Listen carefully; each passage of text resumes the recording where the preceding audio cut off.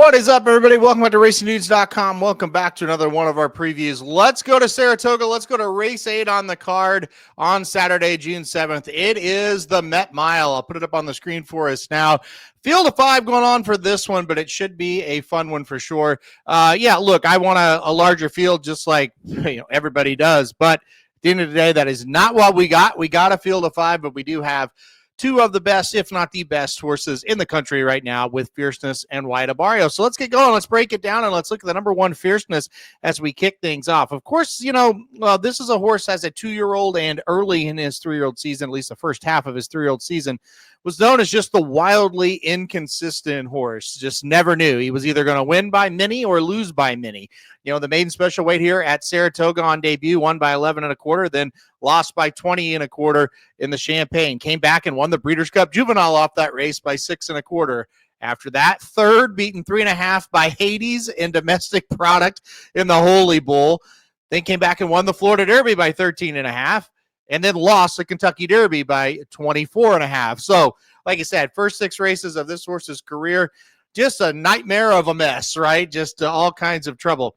However, things have very much changed in the last 4 races as they figured out how to have this horse have consistent, good efforts. You look at the race in the Jim Dandy, was able to win and ran very well. Won the Travers, beat Torpedo Anna, and in a classic battle where those horses just ran tremendous. Second in the Breeders' Cup Classic after chasing a horrifically fast pace. He was able to hold on for second, but did get beat by Sierra Leone, and then last time out in the Ali Sheba came back and looked very good once again, winning by 1.5 lengths. Second place horse, Most Wanted, came back to dominate an allowance race out of that race. So, pretty good race coming out of that Ali Sheba. Some decent horses in there for sure. Tougher challenge here, no doubt about it. But this is a horse that has just figured it out. They figured out how to get him, like I said, to run his race every time. And it's shown. I mean, these 4 races, like he did lose the Breeders' Cup Classic, but it was a winning type of effort. No doubt about that. Nothing to hang your hat about there. So should be in here with obviously a huge, huge chance. I don't love the rail draw for him. I will say that, but I do think he's got enough speed to kind of get out of there and get towards the outside. I do think he wants, I should say, to be towards the outside. And I think Johnny Velasquez knows that, and I think he'll move him out. And I'm not overly concerned about it. I think he'll be okay in that spot as well. So all systems seem to be go. I think the one thing that is interesting about him that I will point out, I'm not sure the mile is really what he wants to do, just because you kind of just look and it's like, boy, he's ran very well going longer, 1.25 miles, 1 1/8, even 1.16 miles last time out. He did run a mile once, but I'm not going to hold that against him. That was way back in the Champagne. He didn't run well at all. He did win a 6-furlong race right here at Saratoga very easily. So I don't know. I mean, I'm not sure that a mile is just like, wow, this is what we want, but at the same time, I do think he'll be able to handle it just fine. Let's go to the number 2, Bario. Talk about Jekyll and Hyde type horses. This certainly is a Jekyll and Hyde type of horse here. Bario back in fantastic form after falling out of form, after getting in fantastic form, falling out, and being fantastic. That's kind of the way you go. I'll kind of just trying to describe it here. Looking back at his 3-year-old season when he won the Holy Bull, he won the Florida Derby.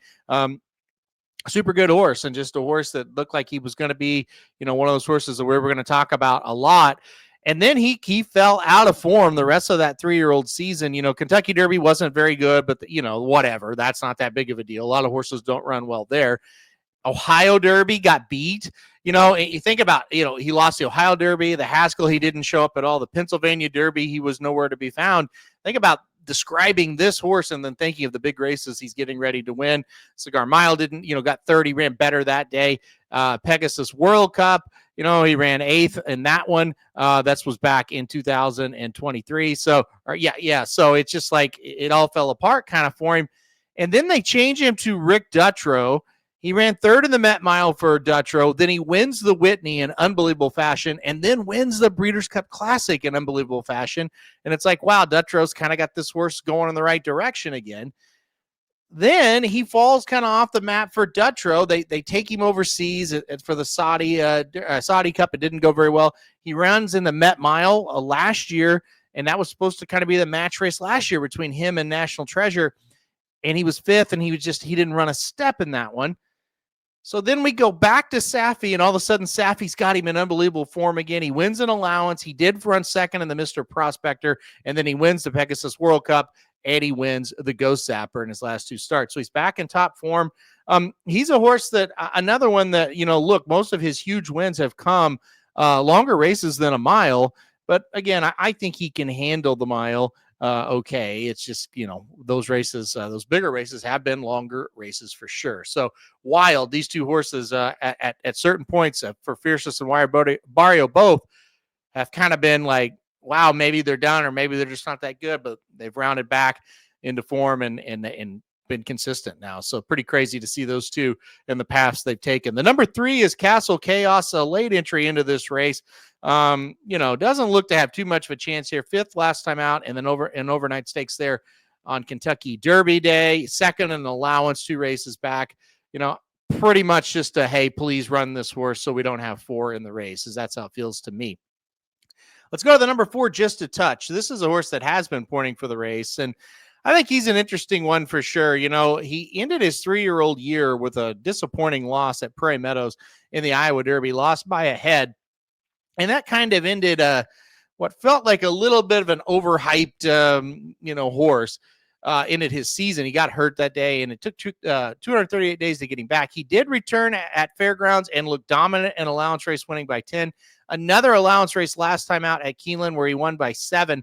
So he is maybe getting ready to start to live up to the hype that you heard about this horse when he broke his maiden on debut way back as a 3-year-old there at Fairgrounds. So I'm excited to see what he does here. I like I said, I think he's another one he's starting to run top-notch races. The only problem is, 2 allowance races, and now you got to go into this situation. It's going to be tough, but maybe he can get out in front of him and try to take him a long ways. If you're looking for a logical alternative, he makes sense, as well as the 5 Raging Torrent. I think you better look out for this horse. He looks dangerous in this spot to me. A horse that he was kind of stumbling around and not really running all that well as a 2-year-old and early in the 3-year-old season. They even tried turf because the dirt races just weren't going his way as a 2-year-old. Ran him back on the dirt after a couple of turf experiments on Kentucky Derby weekend. I believe it was the race right after the Kentucky Derby. And this horse wins by 8 1/4, goes gate to wire and just dominates. Took him to a stakes next time, the Maxfield overnight, where he dominates again. Then went to the Pat O'Brien, going 7 furlongs. Broken record, dominates, or not dominate, but he wins by a neck and he beats the Chosen Brawn. He was 7th in the Breeders' Cup Sprint. That wasn't all that good. And then came back to win at 7 furlongs in the Malibu to end his 3-year-old season. So a very good 3-year-old season. Went to the Godolphin Mile in Dubai last time out and was able to win that by 3.5. And he just went out there and dominated in that spot as well. So back from Dubai, should get the lead today. I think he is the horse they're going to have to run down. And I think he's in with a big shot. I kind of like this horse. If not to win, maybe get second and kind of hold on here. I think he's in with a shot. Like I said, I think he's going to take the lead and try to take them all the way. However, I do not think he will be able to do it because I think the number 1 Fierceness is just that good, and I do think he'll run him down. I don't think Fierceness will let Raging Torrent get too far away from him. He'll stock the pace, hopefully kind of to maneuver towards the outside. That's what Johnny Velasquez has been able to do on this horse. So I think Fierceness gets the job done. I'm going to go with number 1 Fierceness to win this year's version of the Bet Mile. Would not be shocked, though, if Raging Torrent is able to take him gate to wire. He does kind of look to be loose on the lead in a 5-horse field. That's always dangerous. But I'm going to go number 1 Fierceness. I think he tracks him. I think he keeps close enough, and I think he runs him down. So number 1 Fierceness for me in the Met Mile. That'll do it for this preview. Hit that like button if you like the video. Hit subscribe. You really like it. Want to get alerted anytime we do videos like this. We're going to have a bunch of them, obviously, this week. We already do. There's already a bunch posted. There's going to be a lot more to go as well. So a lot going on. We're going to have a lot of fun this weekend. So everybody just stay tuned for more and stay tuned to the channel. All right, guys. Thanks, everybody, for watching. And good luck if you're playing Belmont Saturday at Saratoga.